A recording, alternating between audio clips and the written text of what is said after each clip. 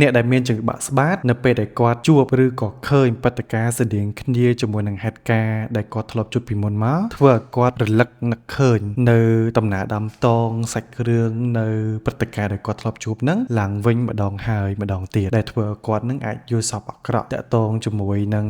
ឬក៏ស្តៀងគ្នាជាមួយនឹងព្រឹត្តិការណ៍ដែលគាត់បានជួបពីពេលមុនអ្នកចង្វាក់ស្បាតគាត់ព្យាយាមគេចចេញពីកន្លែងឬក៏មនុស្សណា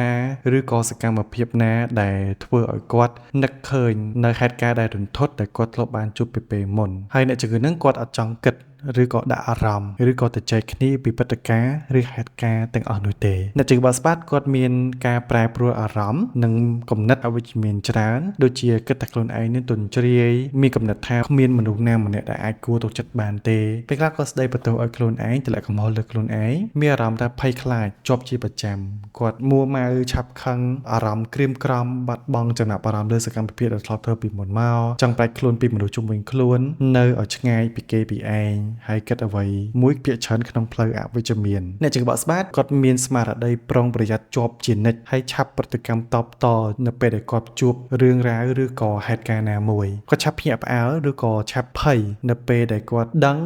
ឬក៏ឮរឿងណាមួយដែលធ្វើឲ្យគាត់ពិបាកគេងពិបាកផ្ចង់អារម្មណ៍ហើយពេលខ្លះធ្វើបាបខ្លួនឯងទៀតផងក៏មានដែរ